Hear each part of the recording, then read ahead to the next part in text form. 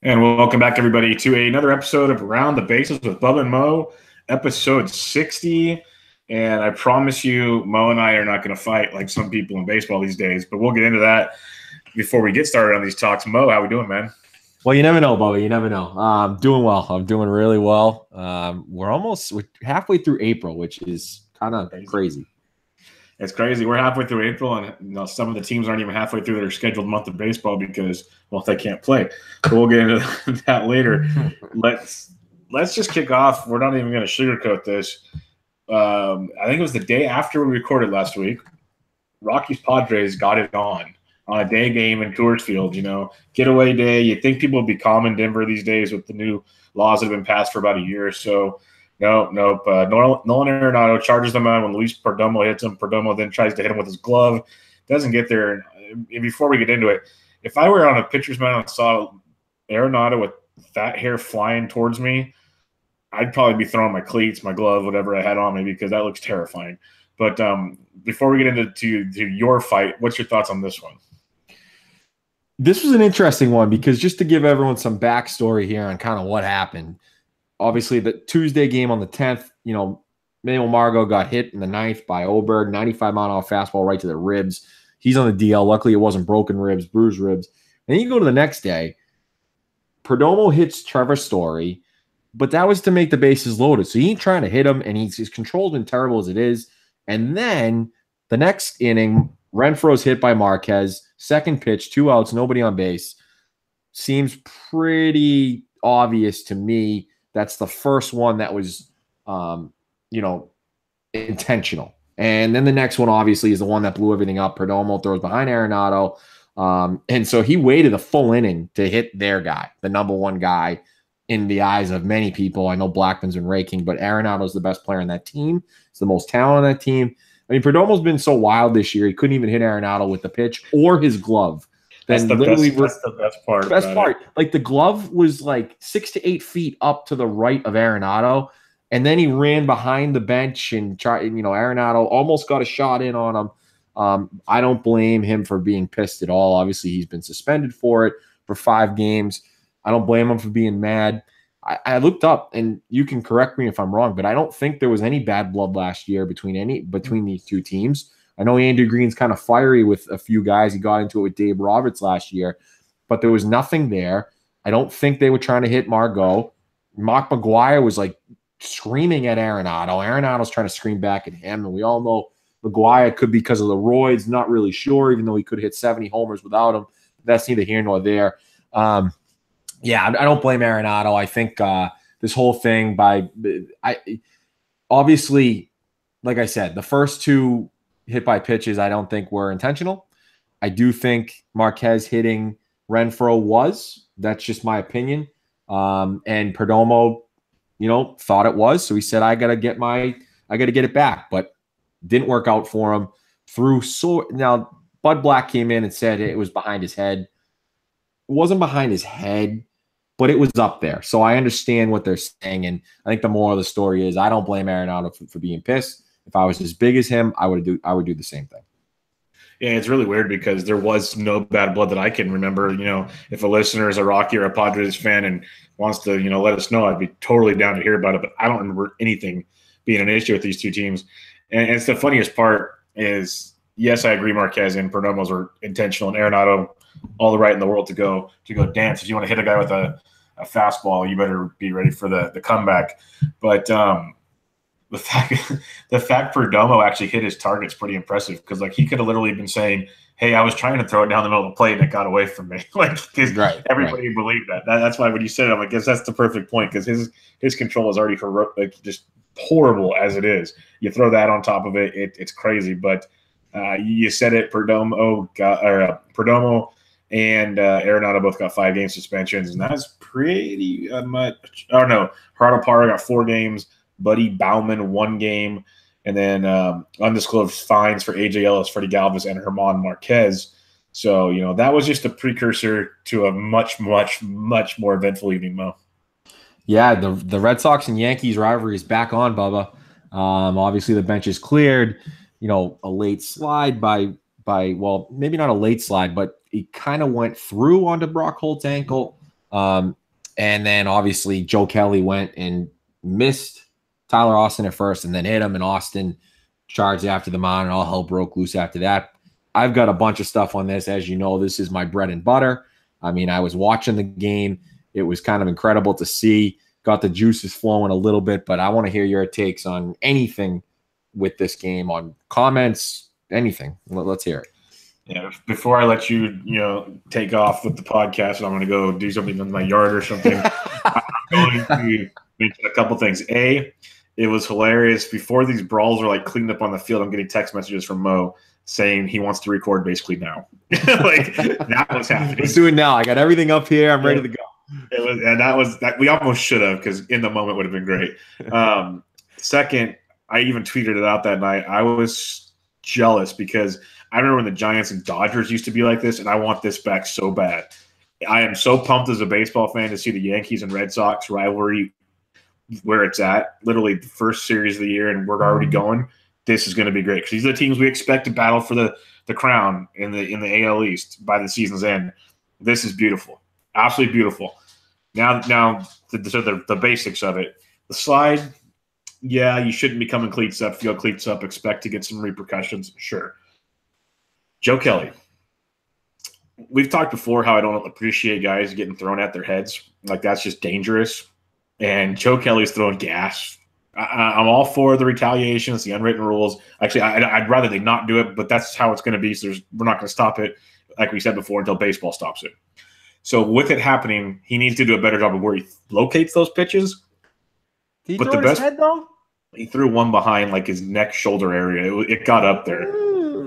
Okay. The part I love the most, though, is Joe Kelly basically saying, hey, if you're going to throw your bat down, come get some. Like, come here. Let's go. Let's go. Yeah, that was the best part, because you see so many guys like Perdomo in one scenario. He's like scared shitless throwing his glove, where Joe Kelly literally sets his stuff down and goes, come get some, boy. Like, it's go time. That's sort of like, that's Nolan Ryan-esque right there. I had all the feels where, Austin, you better just walk to first base, because this is not going to end well for you. And it didn't. It didn't end well at all. I still saved the picture on my phone of Joe Kelly just bashing some dude's head in on the ground. It was amazing. Just pure amazingness. But I'm done blabbering. I'll let you have the floor now. Yeah, Tyler Austin's a tool bag, okay, number one. Who knew that the rivalry would be renewed by Brock Holt and Tyler freaking Austin, okay, out of everybody? There's a couple things. I tweeted that the next day, because I get a little fired up, and I think I'm pretty reasonable with my takes on all my teams. I'm not this like homer fan. I tell you all the time with the Patriots, I'm not about this whole thing. We've done things we shouldn't have done, this and that. Same goes with the Red Sox, which I think the issue is when I first created this Twitter account, that when I put Boston in it, I think it throws people off and they think like, oh, they see Boston in it and it's homer time, okay? Because I've been blocked by Leafs fans over the last few days or whatever. But I seen it here and on there. Here's the summary I put, Bob. I want to get your take on every question, and I want to see what you think on it, because I think any answer other than mine is wrong, which is funny, but it is what it is. So the first one was Austin's slide a hard slide, quote unquote. My answer is no. What is your answer? I think it was fine. Okay. That's baseball. That's hard baseball. Right. Was Austin slide a dirty slide in 2018? The answer is yes. In 2018, yes. In real baseball terms, no. Yes, I agree with your take there at the end of it. Do I blame Kelly for hitting him in 2018? The answer is no. Okay, the only thing I'll say here, because I kind of already said I understand why he did it. It's the way it works. Yeah. Okay, you missed him the first time. You almost need to walk away now. Yep. So here's the next question. Was it stupid that it took him 2 times? Yes. Yes. But again, you mentioned Perdomo's control issues. Kelly, yeah. Right. But a little bit. But the first one was in front of him, I thought, if I can remember.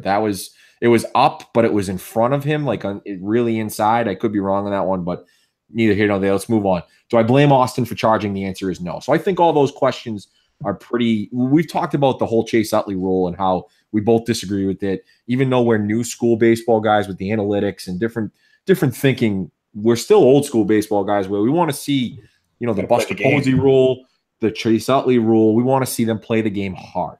Okay. Yeah.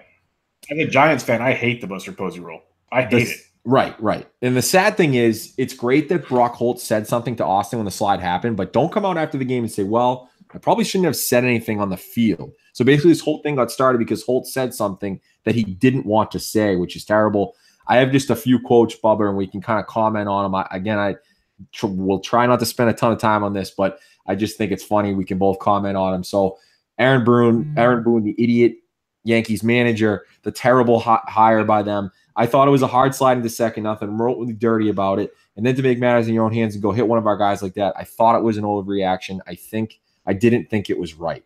So he's entitled to his opinion. It was a bad slide in this baseball era, and it's unfortunate, but it's true. But neither here nor there. He's not going to come out and say, oh, it was a bad slide by Tyler. We're going to talk about it. He has to say what he has to say to make his team look good. That's all he's saying. Right, exactly. That's what we talked about. That's why they hired Aaron Boone. He can actually talk to media because he was media. Like, he knows what to say. Yeah, no, I agree with that. He definitely knows what to say. And so Alex Cora comes out, overslid, and his spikes were up. Different rule now than back in the day, which is a great comment, which is we just basically talked about. And then Boone was like, your spike's always going to come up when you get through the bag, yada, yada, yada. Another tool bag. All right, let me get to another tool bag. Tommy Kahnle, okay, who's now on the DL. There's a reason why he's on the Yankees right now and was basically a throw-in in that White Sox deal with David Robinson and Todd Frazier last year, even though he was having a very good year, is because he's a tool bag. There were rumbles in that clubhouse that he is a tool bag, and he's just bad for the clubhouse, not a great guy. So that's number one. He was out there like yapping his mouth, like, shut up, dude. You're nothing. You're like the fifth guy, sixth guy in that bullpen, whatever. The funny thing was, Bubba, and I got two more and then we'll stop. Phil Nevin was out there with Boone, okay, the third base coach, former number one overall pick, had a very, very good MLB career. You know him very well, okay? I believe he was on the Giants last year, right? Was he the AAA manager? He was. I don't think he was a manager. He was a bench coach, or maybe he was a manager. I don't think he was, though. But yeah, okay. He's in the system, yes. Yeah. Well, he did manage at some point in the minors since he's retired, but he was out there like blabbering to Cora, okay? And this wasn't caught on Nesson, so when I was watching it, I didn't see it, but they caught it on the Yes Network, which is the Yankees network, obviously, for those of you who don't know.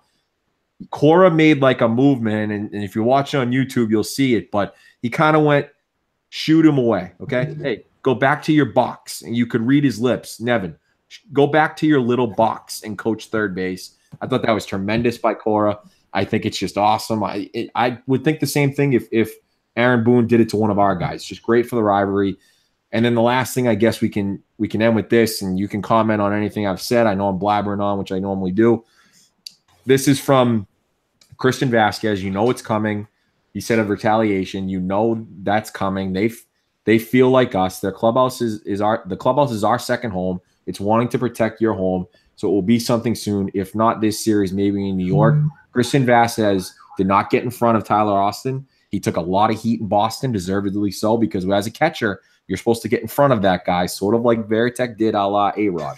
Yeah, but he's not going to get in front of him when your pitcher file says, let's go. You're like, I get it, but Joe Kelly, I know what you're saying too. I get it. Like, yeah, it's the catcher's job, but no. I'm sorry. Vasquez is going to sit back and be like, okay, go get him. And to you Yankee fans that said Austin killed Joe Kelly, he missed him. Joe Kelly got on the ground. Now, granted, he wasn't punching like a punch because that was smart. He might have broken his wrist. Tyler Austin punched Carlos Fables, the third base coach. He got a shot in on the side of his face. And by the way, I don't want a bench clearing brawl with them again because Giancarlo and Judge literally pushed the whole pile to the Red Sox dugout. They are freaking scary, dude. Scary. Okay. That's what I was gonna say. Is that's why Vasquez should have stepped out, because I mentioned I saved a picture of Kelly on top. I have another picture of Judge coming through the middle of the pile throwing guys, basically. Yeah. I mean, at the end of the day, Bubba, it's awesome for baseball, and I know a lot of people. I heard from my guy MLB Dream Picks, like screw the Yankees and the Red Sox, whatever. Which I was like, oh, agreed, whatever. But people hate when they're on Sunday Night Baseball. They're 4.5-hour games. I get it, but this is good for baseball, as if and it would be too if the Giants and it happened to the Giants and Dodgers or the Rangers and Astros again. And now it's the Padres and the Rockies. Not a lot of people want to watch those games outside of those markets, but now you should tune into those games to see if something happens. And although beaning isn't good, Bubba, yes, this whole thing is good for the game overall in terms of the people being pissed at each other. Exactly. I absolutely love how it rekindled the rivalry. I hate seeing the guys get hit. Right. But it's fun. I absolutely love a couple of things that you mentioned. I watched a lot of the Joey Cora stuff. I read some of his things. Alex Cora. I remember we talked about. I'm going to say that a lot this year. I'm going to do it. I know. A lot. Alex Cora was like, I'm not great with slang, but he basically was like a boss out there. Like he was just like, get off my field, get out of here, like go back to your little corner, leave us alone. It was amazing. Didn't care about being the smallest guy out there. Basically, like this is how it's going. That was awesome. It really showed to me we kind of talked about it an episode ago, kind of the new mentality of the Red Sox. Like, I'm not saying they wouldn't have brawled back in the day, but you saw these guys kind of unite a little differently, if that makes any sense. Yes. You could definitely see that in them where, when Pedroia had his thing, you didn't see bench clearing brawls. It was more just like kind of, okay, let's walk out there like we have to and let's walk away. Let's like, hey, you mess with our boys, we're coming in. Like, it was a totally different deal, and I respect it. I wish it didn't happen, but my last question to you, where's it go from here? Oh, something will happen again. Now, I think obviously the Yankees are owed one. There's one thing, the kind of the cop-out thing, which you might see is the umps warning both teams before the games, which take it away. I think in my opinion, I agree with you. I hate that shit too. In my opinion, the Yankees should probably get one as long as they do it the right way. Yes. Hit a guy in the between the numbers and call it a day. It's going to hurt for a second, but hit him in between the numbers. Go take your base, and that's it. And let's play hard baseball, not cleat anyone like Tyler Austin did, even though it wasn't that hard. It was a bad slide in this day and age, which sucks that we're saying that, but it's true. Okay, last comment I'll make, and we'll move on. What they need to do is what you said, and make sure you hit Brock Holt. Don't hurt the other guys. Get Brock Holt. Call it a day. Yeah, he might not play over Zue Lin, and Xander Bogaerts was on their Snapchat, Instagram yesterday when they traveled to LA walking on the bus. So that's another little thing. Unless I missed it and it was somebody else, he was walking with no boot, with no crutches. He was walking, and I'll add one last thing, Bubba. People who are complaining on Twitter, and I know I saw many in the industry and just regular people, if the MLB wants to get rid of the whole beaning thing, then you need to suspend people more than 5 games. Yeah, we've talked about that many times. You got to make it a severe punishment. You need to make an example of someone. Treat it like it's steroids almost. Hey, here's your first one. But the only issue with that is you can't really tell. You don't know what's intentional and what's not, unfortunately, even though we do. Sometimes you don't. Yeah. Yep, that's the trouble of it. But let's talk about something else, more trouble. A team that we love to absolutely crap on. And they're basically doing it for us right now. The Baltimore Orioles. Talk about just a dysfunctional family, literally. You have the owner, Peter Angelos. He's going to be 89 this year. 89 years old. A little too old to be running a team. And, yeah, he's kind of weaseling his way out of it. He's got his kids, John Angelos and Lou Angelos, coming in, and they're changing things in the organization and kind of doing things the way Peter didn't want to do. You got Brady Anderson, former player. He's making a ton of moves under Lou and John's orders. Apparently, Brady Anderson, not Duquette, the actual president of operations, the vice president of operations, Brady Anderson, he was the one that pulled the trigger on Andrew Kashner, Chris Tillman, and Alex Cobb. So all you Orioles fans, you can blame him for your disasters. So Dan Duquette's pretty much going to be gone. He's in the final year of his contract. The dad's out of here. Bucky Showalter's on the last year of his deal. He's 61. Some say he wants to coach, some even during a rebuild. Some say front office, who knows. But it's just a disaster. It's a ship leading 2 different directions, and they have, Machado and all these guys going to be free agents. it's a bigger mess than we originally thought. Mo, do you have any takes on this? When it comes from Rosenthal, Bubba, you know it's legit. Like, this isn't one of their regular writers for The Athletic. This is Rosenthal. This is Kenny. This is the big guy. So this is all legit. It's coming from some source within the organization. Who knows who it is? It probably is the Suns, to be honest with you, just because I just don't know who else it could be, unless it's a lower staff guy that is involved in different things. And I think everyone who follows baseball knew that there were issues within the organization with the way they've handled themselves over the past year and a half, starting with the Britton deal to the Astros, the deadline where supposedly Peter Angelos got involved and squashed the deal, and now Britton's out till hopefully just June for them, and he really has no trade value at the moment, especially with only 1 year left. Same goes with Machado, with the whole thing in the offseason. I think one thing that I'm going to give them credit on was in the piece, they said Angelos' son has taken over. Many in the industries have concerns about their ability to run a franchise, but supposedly they'll place emphasis on the amateur draft, international scouting, and the farm system. Bravo. Yeah, that's what I was going to say is they're actually trying to do things that the father and Duquette just basically the reason why the franchise is in the position it's in now is because of the way it got ran into the ground by father and Duquette. Right. Exactly. And I'm not going to put Duquette, I'm not going to throw him completely under the bus. I think if they could have gotten the ear of their father earlier, the organization might be a better position they are right now. Sort of the way Stephen Jones got in the ear of Jerry Jones, where Jerry Jones was drafting just the best guy, and we're going to draft Manziel, we're going to draft the speed guys like Al Davis used to do. And then a few years back when they drafted Zach Martin, it changed. We built an offensive line. We built through there. So not that it's a baseball podcast, but it's sort of the same thing. The Cowboys have been better because Jerry Jones has not been 100% involved, sort of like hopefully Peter Angelos won't anymore, and it sounds that way. I'm not going to give Duquette, although this farm system hasn't been great, obviously, but Duquette has done what the owner has wanted him to do, and they've won, despite having not a great rotation. He rebuilt sort of Trumbo's value a little bit. Same with Chris Davis. He traded and then signed. Adam Jones, been a very consistent player. He somehow got a couple good years out of Tillman, built that bullpen. So I'm not going to throw Duquette. I think he's done an admirable job for what he's had to deal with the person that he works for. Sounds like he's on his way out. Brady Anderson's going to be the guy, and they're going to go in the right direction. It's just, unfortunately, like we said, Bubba, 2 years late. Yeah, it's late. And one last thing I want to mention besides like the simple logistics we've been talking about is something we maybe should have talked about before, but one thing that the Suns have put into play is this Kids Cheer Free program. Yep. I think more teams should be doing this, especially teams like the Rays or teams that can't sell out, basically. All it is, it's something simple. An adult buys an upper level ticket, and you get 2 additional tickets for kids 9 years and under. So you bring kids to the ballpark. I think it's a great idea, especially for towns like Baltimore and other places. So things like that, you get the kids involved in the stands. You're going to get the kids involved in the new minor league programs, the amateur things.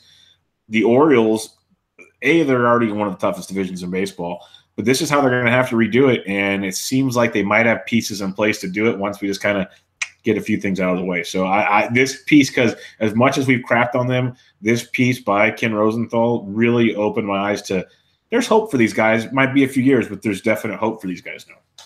Yeah, I'd agree. But for now, shit show. So more changes to the baseballs, Bubba. We've been talking about the last we've been only in existence for a year, but I think over the last few years we've seen a spike in home runs. Sounds like in the early stages of this season, it's down.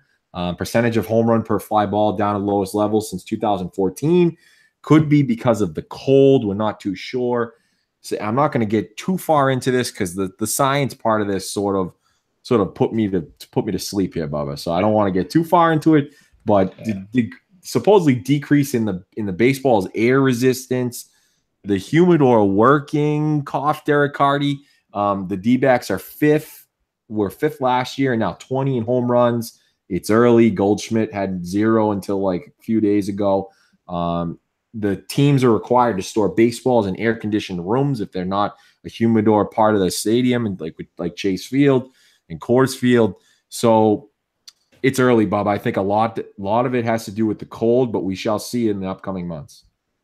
Yeah, that's the way I looked at it. It was the cold, but they're saying it's more than the cold. It's, everyone's saying how the baseball felt different last year. Verlander came out with his thing and the different way the stitches were made and all this. And they're saying the balls this year, there's more resistance as they come through. The exit velocity, like they said, the humidor is more supposed to affect the exit velocity of the baseball, which will keep the ball in the yard. And so far, the numbers in Arizona, the home runs are down. And it's funny, all 4 of Goldschmidt's homers have come on the road now in AT&T Park and Dodger Stadium, which are also good pitchers' ballparks. So he'll be just fine. But they're saying from this time, basically March, April numbers, they're down 14% home run-wise from last year. And I still think it's colder this year, but still 14% is pretty dramatic. And it's on pace right now to be the lowest home run total since like 2014. So it's taken quite a step back. But it's definitely intriguing to, see where this goes, because I remember when we talked about the baseballs before in Ben Lindbergh's piece that they were saving all those baseballs and sending them off to private labs and all these things, and they collected tons of different samples. So I guarantee they're collecting samples already, but it's going to take probably maybe till the end of the year until we get a full result on what these baseballs were and how they were different. Were they like a X millim, whatever the below a millimeter is in inch of the threads and all that. There could be a million different things. But it'll be really interesting to see how it works, and if this, when it gets hotter in a month or so, is this article even worth anything? We shall see. Right. But the basics of it is it's something involving the drag on the ball. So basically, it's getting caught up in the air more and kind of holds it back a bit, and that's basically where it's going. And they're saying, in theory, the humidor should have less effect on drag because it makes them denser baseballs. So go figure. It's a lot. It's a lot there. Yeah, there's a ton of stuff, and this is not a physics class. So let's move on to haul these rainouts, Mo. I don't have an article on it. I just wanted to mention it because it's freaking ridiculous. It's we're approaching like 25 rainouts or so, or I should say rainouts / cold outs. We literally played games where there was no precipitation, or canceled games where there's no precipitation, but it was like 30 degrees, so we didn't play. And as we're recording, I'm watching MLB Tonight's on, and it's literally snowing in Pittsburgh, and they're playing a game. So it's like basically depends on which place isn't wearing a skirt or not, and if they'll play. It's pretty bad. So we're losing a lot of games, and the rough way I'm trying to put everything is, how in God's name can they start building all these new stadiums without retractable roofs? I don't care what city you're in. San Francisco, put a retractable roof on all of these stadiums. You can put a lot of interesting different designs on and still make them look really, really cool and not affect your landscape when everything's done. You can have a lot of cool shit these days. So I don't understand how this hasn't been a thing, especially in like Minnesota, for crying out loud. Minnesota, how does that not happen? So just wanted to mention that real quick. Really nothing in depth about it. Yeah, it's a tough thing. People, will say, well, they should play the first 12 games in Tampa and Miami and Atlanta, and it can't work like that because you can't have those teams going on, 15-day road trips. It just doesn't work like that. It doesn't. You're right about the retractable roof thing. Unfortunately, it's too far. Minnesota's, Pittsburgh's one thing. Minnesota's insane. I'm going there on Sunday. They got 10 inches of snow yesterday. They're getting 2 more tomorrow. Luckily, it's going to be warm on Sunday when I go there, so that'll be a good thing. Yeah, and the whole Toronto thing yesterday with the icicles from the CN Tower and going through the roof. Luckily, they played today. There's not much. The one thing they could do, which is crazy the way that it's going, is they might have to start the season like in mid-April, and because it seems to be getting warmer later and staying warmer later in the year. So it's called global warming. Something, yeah. I guess it's Al Gore. Who knew? So yeah, it's just weird. It sucks, but it is what it is. They'll have to figure it out. Baseball is going to Puerto Rico. I'm watching the game on the side right now on FS1. They're gonna have a 2-game series there with Cleveland and Minnesota. I think this is huge. I mentioned this before we both mentioned this before when they talked about going to London and different places. This is the big thing. You've got to go to the islands that have been affected by the hurricanes, not only this year, but every year. Obviously, Puerto Rico still got half the island, I think, without power. There's just a lot of things that we need to do there. And, just to mention, Bubba, I mean, you got Carlos Beltran throwing out the first pitch. They're going to have visits to different schools by all the players. different hospitals. Francisco Lindor's hosting a clinic at the school he went to in Gallardo, I think is how you say it. So it's just a great thing for the MLB, and they're stepping up to help Puerto Rico, rebuild that country and rebuild the ecosystem there altogether with everything that happened with the terrible, terrible hurricane. So I just think it's a great thing for baseball, and they need to do more of it. Yeah, it's phenomenal. It's really awesome what they're doing. The London thing, I kind of scratched my head out like, okay, whatever. It's silly to me. But Puerto Rico makes sense. Big factor, you said, like help rebuild the culture. All these players, that's why I think go to Puerto Rico, go to Dominican Republic, go to all these places where these players come from, where you're trying to get these Latin American players to play more baseball. I think it's a phenomenal thing. You mentioned Carlos Beltran. Lindor, there's pictures on the MLB Snapchat yesterday. He went to his old school. He's in his desks from back then, and he's going around school. And then you got Jose Barrios of the Twins. Paul Molitor came out today and said, I planned the rotation on purpose to make sure Barrios starts in Puerto Rico. And that's really awesome because nothing means more to these guys than to be able to do this in front of their home fans. Like, you see how they love the World Baseball Classic. The site they're at today has hosted World Baseball Classics. You see how crazy that place gets for that. Like, this is a huge deal. I'd rather these guys go to all these countries than London any day of the week. Like, heck, they've talked about putting a team in Mexico. I'd rather see a team like in Puerto Rico personally. I know it's, Mexico City, I'm not going to get into the cultural things and the financial aspects. It's probably better in Mexico City than it is in Puerto Rico. I get all that. But just for the benefit of the game, growing the game, we already mentioned how like the Orioles are going to invite free tickets for kids. That's growing the game. This is a huge way to grow the game and keep these kids coming. And I absolutely love it. And there's not much more to say, but it's really, really cool what they're doing. Yeah, agreed.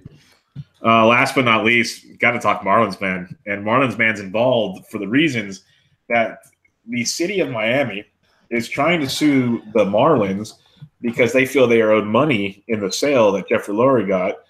But all parties have to be involved. So Jeter's group says, no, we're not U.S. citizens. We're citizens of the British Virgin Islands. So you need to make this a federal case, not a local case. And this gets amazing. Like, you can go so much deeper into that. We can talk about that if you want. But the main reason that I wanted to mention it, this weekend, Marlins man, goes with his buddy down to the Virgin Islands and looks for this place because Jeter's gone as far as, like, there's videos and pictures of, like, an office with people in Marlins gear, and they said it's in the Virgin Islands. No, apparently it doesn't exist, and it's freaking amazing. So Marlins man was at the Yankees game against Miami last night wearing the number 2 Jeter's orange Marlins jersey. So many things to love here. I told you something before the podcast that I want to throw out here, but I want to hear your take on all this first because this is just outstanding. Yeah, this is another one. I'll watch Law and Order when it's on, but I'm not going to read through this article. I skimmed through it to get to the the main part of it. I mean, it's just, supposedly they're benefiting from Jeffrey Lurie, but it's a risky play because if the city of Miami wins its motion, then the statute allows the court to order Jeter's group to pay the Miami's attorney fees. So thank God they got rid of all that payroll because they're going to have to pay some attorney fees here.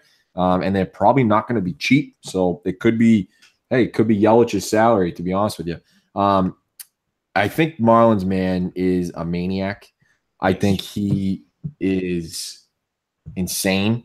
And I think that you have a better chance of him crying to Derek Jeter to get his tickets back than you do of Derek Jeter screwing this whole thing up. I think in 4 or 5 years, the Marlins could be pretty good if Derek Jeter does what he promises he will do.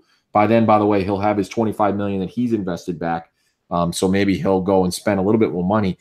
But I think we've got a better chance of seeing Marlins man in a few years change his tune and support this team because no one's going to listen to him anymore because it's going to be a fad and it's going to be just overblown and overplayed. So I'm kind of getting sick of Marlins man. Yeah, I'm getting sick of him. And the last thing I'll say is I told you, if I had Marlins man's money and Marlins man's desire to chase after something, I'd be front and center at every Tim Tebow minor league baseball game, heckling Tim Tebow. That's where I'd be. I'd be doing that. And I'd follow him through AA and AAA to the majors because we know he's going to every level because it's a cash grab all along the way. There's probably like a big, tree schedule up in the Mets office. But if I'm Marlins man, that's where I'm at. Yeah, and he's taking a lot of beatings on Twitter. I saw him post something. I was made tough by bad Cleveland Indians fans. So he's really taking a beating on Twitter. That guy, millionaire, multimillionaire, Marlins man, whatever the hell his name is. Let's get to the unfortunate injury report. That's our catchy name that we got going on here. Manuel Margot, talked about it earlier, got hit in the ribs. Luckily, it's just bruised ribs. Bubba, it's just a 10-day stay. So hopefully, because he started to get hot a little bit for that team. And, they really need him to progress as their center fielder as it goes on in their rebuild. Yeah, he was definitely starting to feel it, and he's a part of that good outfield with Perella and Myers when he's healthy. You got Franchi Cordero up now, but should be back pretty soon by all things we're seeing. You got Josh Donaldson of the Toronto Blue Jays going on the DL because he can't throw a baseball, and that's just the nicest way I'm going to put that. It says there's structural instability basically in his shoulder and shoulder inflammation. It's just everywhere you read, it's a different report. I tweeted the opening day when he couldn't throw it across the diamond. That put him on the DL now. You were wasting time. And they tried their own method, and it didn't work at all. So now he's on the DL for at least 10 days. He's going to go to Miami for throwing programs, probably to get some nice, healthy injections. I have no idea. But they really need him to throw the ball across the diamond if they plan on trading him at all this year. So he's going to be there. It says 10 days. I wouldn't be surprised if it's a little bit longer than that. Yeah, not only for Toronto, but for himself with his with free agent impending after this year. I mean, he really needs to have a good year without any health issues. And if this is inflammation, I mean, you don't want it to turn to something bigger, but you just never know there. We'll stick in that division with Jonathan Schoop. Schoop Badoop, I always have in my head. But Jonathan Schoop, oblique strain, doesn't sound like he'll be out much more than the 10 days. And another guy that is supposed to be the future of that organization based off of who is a free agent, and it just continues to get worse for the Orioles. Yeah, just another blip on their radar. Obliques never make me happy, especially as a fantasy guy. But off to a slow start, maybe a little time away from the field will help him get it back together and get his power stroke back. But yeah, it doesn't look like it'd be too bad. You got Logan Forsythe going to the DL with no structural damage to his shoulder, just kind of a banged up shoulder. They're saying going to be out for 10 days or so. The way I look at it, it's pretty much old age. But that's just the Dodgers for you. Honestly, it came out of nowhere. It didn't seem like he's that banged up, and then all of a sudden he's got a shoulder issue, but it's not structural. So just going to get a little breather here. He couldn't hit the baseball to top it off. So there could be a lot of factors. It's the Dodgers and the DL, so go try to figure that one out on your own. But, yeah, he's out for about 10 days. Yeah, couldn't hit the baseball. That trade has been a complete wash with De Leon going and get Tommy John surgery. And Forsythe also made 4 errors filling in for Justin Turner. So their depth is really being tested right now with – now they got Chase Utley playing a lot. Kike Hernandez, they've called a couple other guys up, and they have not had a great start to the season, which I'm sure we'll talk about in the coming weeks. Next one, which is terrible, and we all thought that this was going to happen, but we were hoping it wasn't. Denilson Lamet is going to Tommy John, getting Tommy John surgery. He really had a great end of the year last year and had a decent spring, developing a new pitch. Everyone was really high on him coming into the season.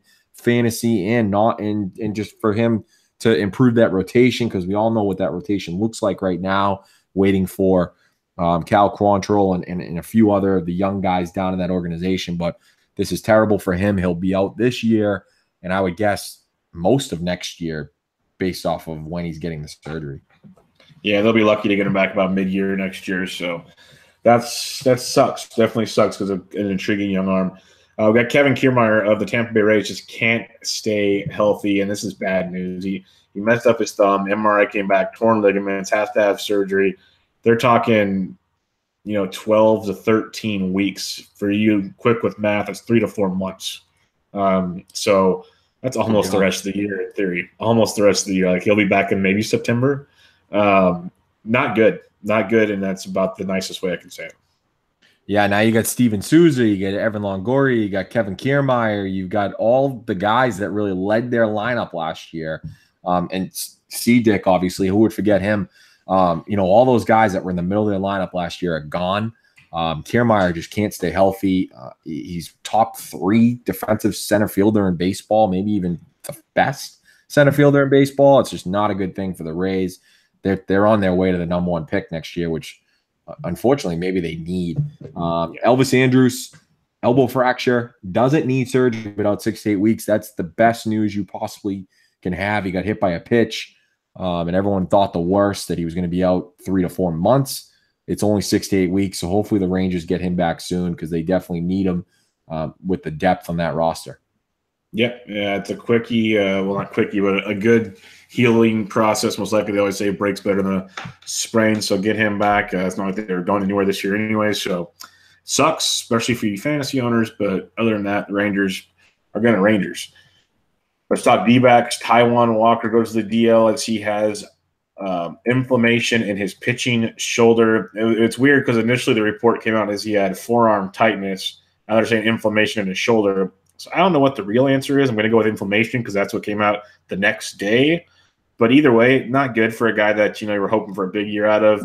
He started out okay to the season, and he's had injury histories in the past. So this is kind of worrisome.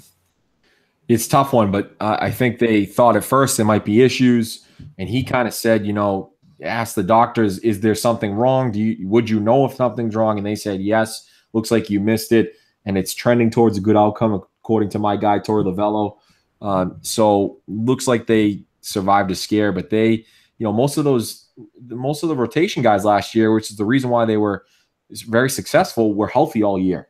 And if that starts to be a problem for the Diamondbacks, they're in big trouble, because they don't have any depth in that system to really, save anything. You're not moving Archie Bradley back there. So you don't have any depth in that system to make the rotation, continue flowing like it was last year. All right, it's 2 weeks into the season, Bubba, almost 3 weeks. So we've got the minor league system starting. So let's go down the farm. Let's talk about some guys that have started off the season well, or maybe not so well. There was obviously an article in The Athletic by Emily Walden. I forget the other girl. She's a Tigers beat writer for. It's Emily Walden, the Tiger beat writer. Yeah, and then Melissa Lockhart. Yeah, Melissa Lockhart. So I know Emily Walden was the Tigers. I just have a couple guys here, Bubba. I mean, I encourage obviously everyone to go subscribe to The Athletic and read that one. I just had a couple guys, and one of them maybe is not a top prospect, obviously, anymore. And then one of them, obviously, is the top 10. The one guy, and I'll get you comments, is Anthony Banda. He started off the season very well. He's a very interesting guy. He was the D-backs #1 prospect coming into the 2017 season, although I'm not saying a ton because they had one of the weakest systems in the league. He had a cup of coffee last year. He's been dominant in AAA in his first 3 starts. With all the issues in their pitching staff, I wouldn't be surprised to see him get a look in the near future. I mean, they literally had last week when Jake Faria had a terrible start against the Red Sox. They literally had 3 bullpen days in a 3-game series against the Red Sox. Can't happen. So I wouldn't be surprised for him to get a look soon. Looks like he's harnessed that control a little bit and he's only walked, I believe, 1 guy in the 3 starts. So that's huge considering he was walking almost 4 guys per 9. So this is a good thing for the D-bat for the Rays when we really thought he was almost a throw in there to the Steven Souza deal just to get rid of that money. Yeah, no, it's great to see. Banda was at one time expected to be, that big time prospect arm coming out there, left-handed arm with some good off-speed action. And then he had just such a rough go at it, given we got to remember the PCL is a massive hitters league, especially pitching in Reno at that elevation. That ball just flies out of there. So maybe we should have taken that with a grain of salt. And as I say, I mean like everybody. Like it was a big deal. He had a 5.39 ERA last year in AAA. So it wasn't pretty, and his little stints in the bigs weren't great either. But, he tops out at 97 miles an hour with that curveball he throws. It's really good stuff, and I agree. The Rays need all the help they can get, and they really have nothing to lose as long as it's not, eligibility and financial. They should do it. So maybe we'll see him here in a month or so. It would be a really solid move on their part, indeed. Yeah, and the last one, and there's other guys that they did kind of highlight, but it's only 2 weeks in the season. Not a ton of them were top prospects, so won't focus on them yet here. Maybe as we get into May, we'll focus on them if they're still hot. But the last guy is Walker Buehler. I mean, he's on that list, and as they mentioned at the end of the article, he only threw 98 innings last year, so he's not going to go up to that. I would guess he throws between 130 and 140, depending on health. So we could see him for a couple spot starts here and there, depending on the health of that rotation. But at the end of the season, he could be in that bullpen throwing 98, 99 miles an hour and could be a huge help to that team who, we all predicted would win that division.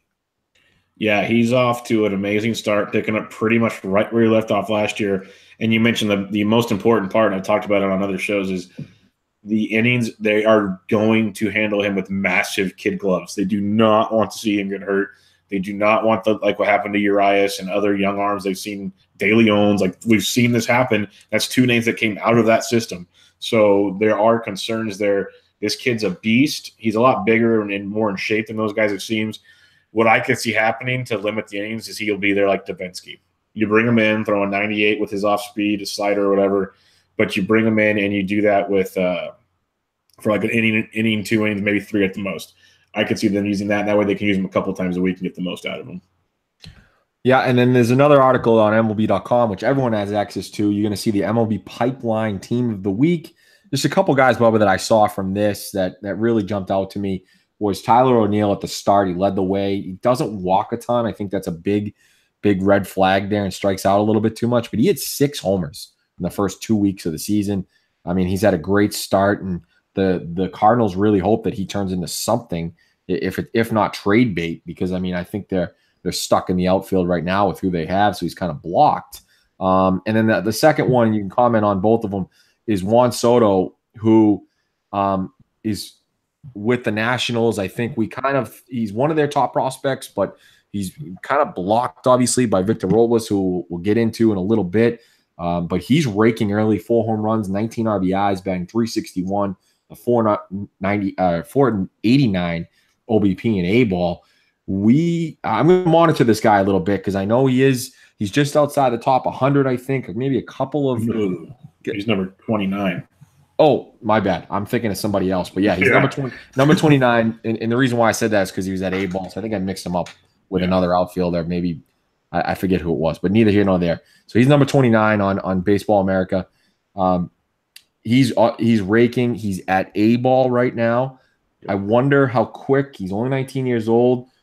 If he keeps raking, I'm not comparing him to Ronald Acuna, but there's always that one guy that really moves up quickly through the system.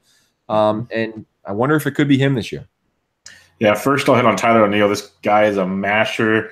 We saw him briefly in the bigs last year, I believe, but his biggest thing is he's blocked. He's gone yard again this week already. So there's not much else he has to prove in Memphis. He did it last year. He's doing it already this year. But Juan Soto. I am a huge Juan Soto guy. I grabbed him a year or 2 ago in a dynasty league. Everywhere you look, and even stuff lately, we've had Chris Welsh on this podcast before talking prospects, and I was listening to his podcast a week or 2 ago, and he had a prospect analyst on, and he just went and saw Juan Soto play, and this guy's been following prospects forever. He compared Juan Soto to Ronald Acuna. He said he's going to be better than Victor Robles. This guy is the real deal, and he's young and he's still growing. Like the scout that watched him play basically said his body is still maturing, which is terrifying. Well, if he's already doing this now, so the sky's the limit. We've seen it with the Nationals. They kind of move slowly at times. Like many thought Robles would have been up last year, and when he came up, he really wasn't playing. It was kind of a weird situation. I could see him maybe cracking AAA by season's end, but for sure he's going to play like half the season or more at AA. But you wouldn't be shocked if he goes to AAA and kind of has that Acuna-type rise. But they are going to go slowly because, you got Victor Robles, like you said, Brian Goodwin now on the DL, but you have Goodwin and Michael A. Taylor. They have pieces they want to see before it's all said and done. But this kid there's a reason why the Nats couldn't trade for certain closers last year. It's because every team wanted Juan Soto. So this guy is legit can be. And for some reason, I'm shocked we have never covered him. I know. I think that's why I had him off, and I don't know why I didn't look at it. But especially when they possibly trade for Adam Jones at the deadline, which will be a monumental deal between the Orioles and Nationals, considering Peter Angelos, I think, hates the Nationals. So, well, maybe it'll be the kids involved. We just talked about them. Nah, that farm system won't built get much up. for Adam Jones with 2 months left as a strict rental, but I think that could be interesting. All right, I want to talk about Willie Calhoun. Willie Calhoun, many thought should have started the year in the bigs. I was like, no, learn how to play defense. It's very simple. If you could play defense, you'd be playing in the pros. The Rangers don't care about Super 2. They started Nomar Mazara last year, for crying out loud. They're one of the few franchises that will play what they have because they have to win now. So if you could benefit them now, you'd be there. It's that simple. It's cut and dry. Look at the roster they have now. I can't even tell you the name of the guy playing second base. I've seen it pop up on TV. He had his first career home the other day, and I wasn't alone. It was all across Twitter, like, who? No idea who this freaking guy is. He has a hyphen in his name. It's crazy. Willie Calhoun could be playing if he could play defense. He's piping off right now saying it hurt his feelings, basically. It was the wrong move, so on and so forth. I'm proving I can hit. Well, looking at his stats right now, I just pulled him up. He's hitting 265 with 1 home run and 3 doubles and 49 at-bats. It's not bad by any means, but definitely isn't a stat line of someone that should be barking and crying like that. His slash line is 265, 308, and 388. Really not lacing the ball at all, in my opinion. He had a big spring training, and that's about it. So I just wanted to bring it up because I know I mentioned it yesterday on Twitter, and there was some different reactions. Some people said he deserves to talk, some others, so on and so forth. I can't stand this is like the Yasiel Puig treatment. Prove me that you can play, then talk all you want. Otherwise, just keep your mouth shut and keep grinding, let your play do the talking. That's one of the things that's like a pet peeve of mine. Just play baseball. This isn't the NFL. You aren't a wide receiver. I don't need your diva crap over here. This is why we watch the game. So I wanted to bring it up. Willie Calhoun's already in the media, and it's not for the best of ways. Yeah, you hit the nail on the head. I completely agree with you. I literally said if you actually play defense, you would be up in the big leagues right now. Just shut your mouth, improve. They're playing him at left field down there. It's not a slap in the face. I understand that you raked in AAA last year, but you can't play defense, and that's what they traded. They unfortunately have Joey Gallo, so you have to play defense somewhere, and if you can't do it, they're going to wait. So well, and this is how bad it is. They have Gallo and Chu playing the outfield now. Originally, their first baseman and their DH. They could use him if he could just play frickin' defense. Right. So easy. Exactly. All right, but we got a couple more here, a couple more quick ones. I think we just want to monitor the Ronald Acuna, Nick Senzel situation. All right, just think that these are the two guys we thought would be up quick. Acuna had an unbelievable spring. They want to save him for Super 2. And it seems like it's in his head because he's batting 139, 244 BP, almost 35% K percentage and 41 plate appearances. Short sample. We all know he isn't this bad. I hope the Braves aren't holding his start against him because he was supposed to be up this weekend after the Super 2 deadline. And I would think that he should be here soon. And once he gets up here, he'll be ready to go and will be as good as advertised. Yeah, it's really weird because you see a lot of even I think this MLB had an article out yesterday, but there's been a bunch of different ones about how the Braves are holding him back because his production's not good. And if that's the reason why, that's not the right reason to me because we know what this kid is. This is just silly. They're just if they're even saying that just could be writers. Maybe someone left a little note say, "Hey, run with this," so it puts this on hold for a little bit. But to me, this is all financial. And I said it from the beginning, I feel he should be up. Yes, don't hold him back. I feel that way about all these kids. I hate the rule, but the rule's the rule. We talked about it before. With Senzel, we'll talk about it in a minute. With Acuna and these other guys, these teams that aren't competing this year, if they hold them out again until I think it's May or June, that's another year of arbitration they get. Like, as silly and shitty as it sounds, that's the system we live in, and you can't fault the teams for doing that. I hate it. But that's the way it is, and the Braves aren't competing, even though they're playing great this year. Holding them out another month might be the best thing for them, as bad as it sounds. Yeah, I think he'll be up by May 1st. That's just my opinion. Nick, like you said, like you prefaced, Nick Senzel is in a different situation. Unreal talent. You know how much I love him. I have a million shares of him in every one of my leagues. But he was blocked at the beginning of the season. He only had 235 plate appearances above high A. They moved him around the infield, and it seems like it's affected him a little bit. They kind of did the same thing at the Red Sox with Xander Bogaerts when they re-signed Stephen Drew. When he struggled, moved Xander to third, and he struggled because I think it got in his head a little bit. We all know sort of the baseball mentality where I need this position, I need to be here, I need to be there. Unfortunate as it is, it's true. The only reason people thought he'd get the call up this weekend was because of the Suarez injury. I think if it was up to Brian Price, the manager, he'd be up now. The guy's fighting for his job, wants to win games, but know they're in a rebuilding process. But I really think we're going to have to wait until mid-June after the Super 2 deadline to see Nick Senzel, which sucks, but it is what it is. Yeah, the Senzel thing, it really does suck, but I think it comes back to kind of one of the things I said last week. Well, where does he play when Suarez comes back? They paid Suarez. So I think they want to keep him down there, A, for the Super 2, and B, keep, grooming him for the new position he's going to be playing, because that's the position he's going to play for a while with that Suarez deal. So why, stop his development there to come play third for a while, then move him back? That just creates an even bigger mess for a team not competing. I think that's the biggest reason why it sucks. Again, it's the way the system works. But one other name I wanted to mention right there, and it kind of came out of nowhere over the weekend, or even Monday maybe, Gleyber Torres. He might be the first one in the whole group coming up. There's already rumors. He hurt his back yesterday, and he's missing a start tonight. But there's rumors he can get called up by the end of this week. The Yankees are serious right now. So he might be the first one of all these big prospects to get the call. And just like these other guys, when he gets the call, he's going to be playing. So just put that one in your back pocket for now. Yep. Victor Robles, the top prospect for the Nationals. We talked about Soto, the second top prospect. One day these two will be gracing the Nationals outfield, and will be a joy to watch. But Victor Robles sidelined right now. Hurt his elbow diving for a baseball. It looked way worse than it turned out to be. If you watch the footage, there's a video on MLB Pipe or MILB.com, and he dives. Looks like he could have dislocated his shoulder. All kinds of damaging things, but just his left elbow. No surgery needed. They're going to let it heal.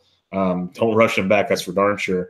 But this is a guy they thought they might be bringing up pretty soon. Now, Goodwin's on the DL. They could use an outfielder that could give them something, and he's not ready, which kind of sucks.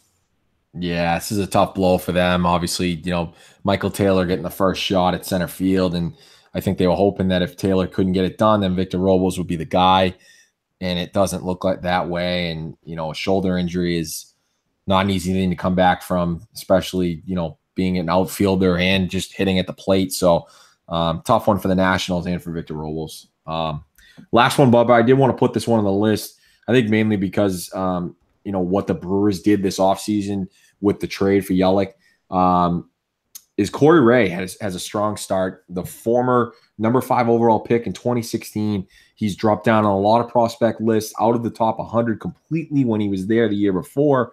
And he's definitely someone to watch out, considering he's a freak athlete, sort of like Lewis Brinson and Monty Harrison that they traded in the Yelich deal. He's batting .362 at 400 OBP, over 1,000 OPS. If he can become a legit prospect for the Brewers, it's a bonus. Like I just mentioned with the 2 outfielders that they traded. I think the main thing is he's got to improve on his plate discipline, doesn't walk a ton, strikes out a shitload. The guy could steal 40 to 50 bases if he really decides to get on base. We know that's always been a problem for Billy Hamilton. I don't think he's as fast as Billy Hamilton, but the kid can do a lot. And he's like, I'm looking at, of course, I'm looking at the Marlins one, but if you're looking at Fangraphs and on the top Milwaukee prospects, obviously Keston here, Corey Ray's all the way down to 8. I think if you were a year before, he probably was like top 5. Yeah. So he really just didn't progress last year like they wanted him to. So if you're in deep dynasty leagues, I do think it's someone to pay attention to. And if he continues to do this, maybe you try to buy low on him or something like that. But because the kid has got all the talent in the world, he wasn't drafted number 5 overall for nothing. So another guy to watch out for, as we'll try to bring that to you guys, each week with just different players to watch out for. Yep, age 23. Maybe he's maturing, because you mentioned a couple of issues that he's had. So maybe he's finally getting it together. Could be a big move for the Red Sox. No, not for the Brewers. No doubt about that at all. Let's do a little fantasy lookout for you. Some guys that are playing really well or not so well, and guys to keep an eye on. I'm going to kick it off with one that's been talked about everywhere these days, Joey Lucchesi, or as someone told me on my recent podcast, Joey Lucchesi is what you're supposed to call him. That's what I was told. You got to get that Godfather vibe to it. Yeah, exactly. Give me some pasta with marinara. I don't know. I can't do it. I don't have it in me. I can put a big cigar in my mouth and put a suit on. I can Don't look quit tough. your day job, Bubba. Don't quit your day job. I won't quit mine. Yeah, there you go. But this guy is the talk of the town, and he's proven it. He's just been pure filth. He's got 3-0 on the year. ERA in the high ones. He's striking at 25 Ks and 21 in the third innings. A whip below 1. Everything you like about this kid is phenomenal. And with the Lamet injury, he was supposed to be holding the spot for him. Well, now he's going to be there for the rest of the year. And, I've talked about him before. It is concerning the jump from AA to the pros. He did do a combined 140 innings last year, which is big, but that's a jump from, 49 or 42 total innings the year before. So kind of tone it down a little there. They're not going to want to run him into the ground because they're rebuilding, but he should be able to give you most of the season. Overall numbers in the minors look really, really good. He's very deceptive.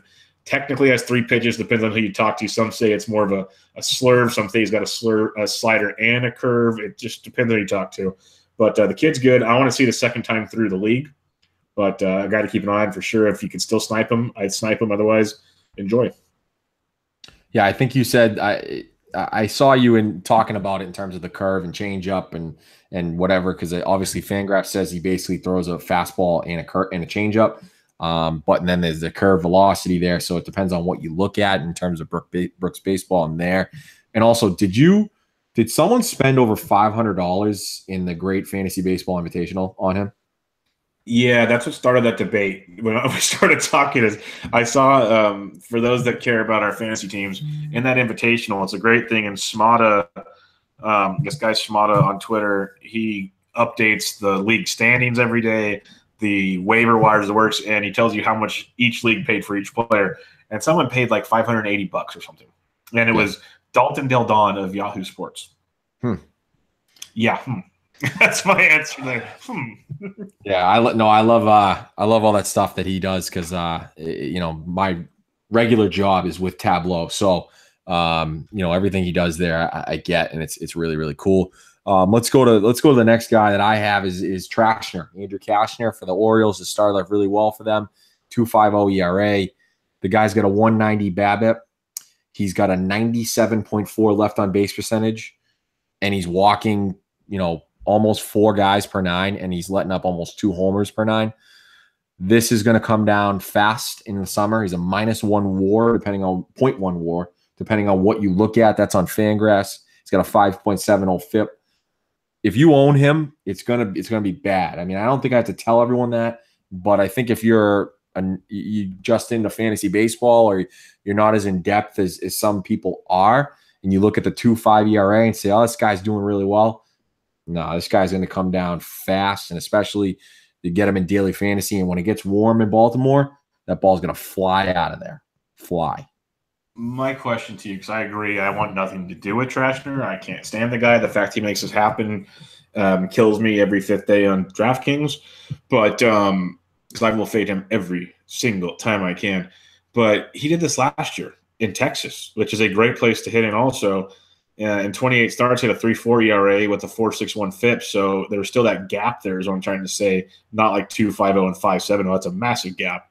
But I'm not saying go and get him, but can he be like the next Ivan Nova? That's not great, but usable? Possibly. I don't think he has the stuff that he does. His velocity, fastball velocity is down almost a mile per hour to 93 too.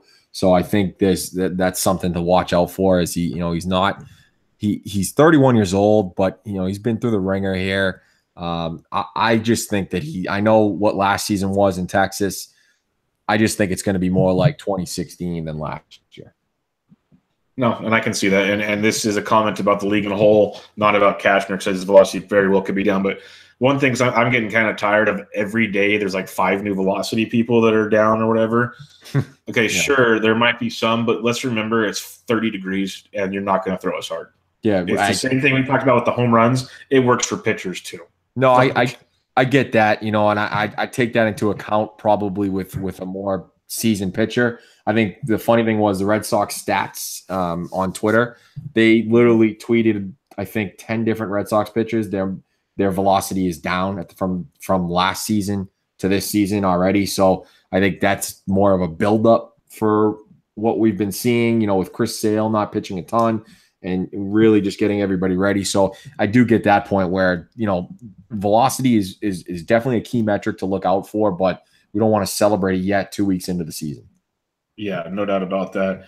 Let's talk about another positive that made the jump. Franchy Cordero playing the outfield. He came up when Manny Margot went on the DL. This is a guy that a lot of people wanted to see this year. Jeff Sullivan wrote a big article on Fangraphs about him, and the kid's good. He's so much fun to watch. He's like a 20-20 type guy, or at least a 15-20. Power speed combo, hits for average. He's done it in all levels of the minors. He's come up, and, you know, he's up to 273 average now. He's 6 for 22. A couple homers already, 1 stolen base. This kid's fun to watch. I love everything about him. Our boy Yancey Eaton spent $333 on him in the Great Fantasy Baseball Invitational. He later informed us that he said, oops, he did that as a holder, and I went back to check, and I forgot the waivers already ran. So that happens. But he got his man. He got his man. It's all that matters. You better hope he stays up here. But that's my biggest concern, like I told him, is, you know, when Myers comes back and Margot comes back, where's Franchy going to play? And that's why it goes all the way back full circle. Why did you sign Aaron Hosmer? But story for another day. The Franchy Cordero, while he's up, is a phenomenal acquisition. Yeah, it doesn't walk a ton. I think that's one thing that hasn't walked yet. His strike, you know, it's only 22 plate appearances, so I'm not going to judge anything there. But it is in the minors too. You know, he only walks about 5.5% last year. So you know, he's a kind of boomer bust guy, I guess you would say. Yes, definitely. Next one I got is John Gray. I mean, you all know what I think about John Gray. I'm a big John Gray guy. Has not had the greatest start this year if you're looking at just the RA. But, I mean, if you look at the game log, I mean, these last 2 starts have not been great. Let up 7 runs against the Padres. And then, you know, last start at Washington, he let up 5 earned runs, a couple bad things, you know, high BABIP in those 2 games. But I'm a big John Gray guy. I think he's someone to buy low on. Maybe, you know, the BABIP is very high. Left on base center is low. The FIP is 3.59. That's more of where he's going to be, is in that 3.3 to 3.7 area. So he's going to get some good starts here. He can pitch in cores. He's not awful there. I know he's better on the road, but everyone is. So there's nothing to point out there. I just say, you know, maybe if he has 1 or 2 bad starts, it's a huge buy low candidate here for this guy. I own him in a couple leagues, and I'll see if I can get him in maybe a 2 for 2 or something like that. But I really like John Gray, as everyone knows. Yeah, no, I echo everything you said. If you can acquire him somewhere and buy low, this is one of the buy low candidates right here, because the FIP says it all for you already. With a 6.23 RA and a 3.59 FIP, the regression, the positive regression is coming. The kid is very good. If you go into even the deeper stats, which I'm not going to go into right now, there's a lot of really, really positive things. Like, you know, bad luck people can use wrongly at times. He's had some bad luck if you really look at it. So he's going to be fine. He's going to get you. One thing to mention, if the positive regression is coming, wouldn't you want to be a part of the positive regression part of it? It's like when you go and get a hot hitter that you know is going to regress. Well, don't go grab him now because you're going to get all the shitty time. Like, you want the good. This is a guy to go get and enjoy. I like positivity, Bubba. I like it. You know, we're trying to end on a good note. That's right. Let's go to another just hot start. And wait, we saw this last year with this guy, Eric Thames, the Milwaukee Brewers. He's pumping it out again. Average is down to 222, but hey, we expected that. OBP still 314, and a lot of that's going to go up. I think his exit velocity and all that's still very, very high. And he's actually, you know, the BABIP's not what it once was, so he's actually getting away with. He should even have some better luck coming forward.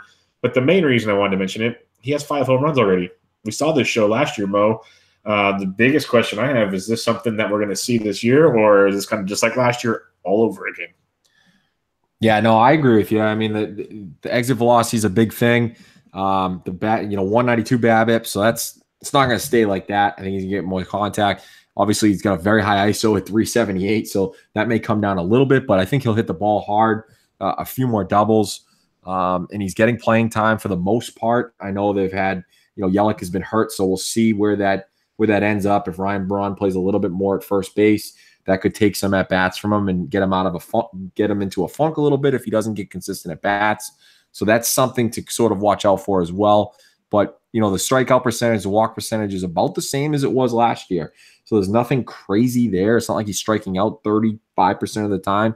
It's only about 27.5. So, yeah, Eric Thames for sure, could be a guy to buy if, especially in an OBP league, if you've got a guy like, Goldschmidt or Altuve or Correa or someone like that with a high OBP, then you can suffer this sort of a lower OBP with a guy like Thames if the power is there. Yep, no doubt about it. Last one for the podcast is Eric Wood. Alex Wood, again, rough start to the season. He'll start tonight against the Padres, who he's very, very good against. It's really only one start, which is the last start at home against Oakland, where he let up 7 earned runs in 3 2/3 innings. Still struck out 5 in those 3 2/3. Like I said, very, very high BABIP in that game. He hasn't walked anybody yet. I know the the K percentage is a little bit down, but and the left on base percentage is 31.8, which I like that because my birthday's out August 31st. So that's a pretty good number right there. Not good in baseball. So obviously that's going to jump way up. Last year it was 80.1. He's got a 5.09 ERA with a 2.12 FIP. And like I said, it's really just one start. So although it's early, it's only 3 starts. You'll see how he does tonight. We're taping this on Tuesday, the 17th. So we'll see how he does against the Padres. But that's another guy that should be fine down the road, obviously dependent on health. Yes. The peripherals, like you mentioned, the FIP and all that, point to positive regression. But the last thing you just mentioned, the health, I am terrified for Alex Wood. This is a guy I want nothing to do with. If you feel like you like him and he's going to be fine, I don't blame you. We saw what he can do when he's healthy. But towards the end of last year, we saw the velocity drop and everything start to unwind for him. And this year, the velocity is horrible. Each start's been lower and lower. The temperatures haven't been bad where he's been pitching. So I actually follow that drop a little more closely. I'm really curious to see how things go tonight because the Padres are one of those teams where you can strike them out a ton. We saw what Ryu did last night. But they also have a lot of right-handed thump that can take advantage of batting practice. So I'm really curious to see how Wood does tonight. Side note, DFS-wise, I was all about cheap Padres bats if you wanted to put him out there because I want nothing to do with Alex Wood. But he could be fine. He could be one of those, Jamie Moyer types, soft toss and lefties that makes it work. So he does have some good off-speed pitches, but his velocity change and his history with his arm problems scare me a lot. Throwing that fastball a lot less too. Yeah. So maybe that's got something to do with it. And everything I read is just full of shit. All these are options. But Mo, that wraps it up. Episode 60. Any final thoughts? No, another week of baseball. And the sample sizes will be a little bit larger as we get into it next week, because obviously we're just kind of speculating on guys with short sample sizes here. So we'll get to some really, in-depth buy low, I think, in the next few weeks. Yeah, no doubt about it.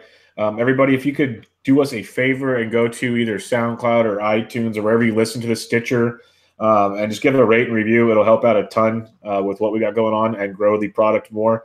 But hopefully everything's going well. If you guys have any questions, hit us up on Twitter at AroundBasesPod or email us at AroundBases@gmail.com, and we will answer your questions.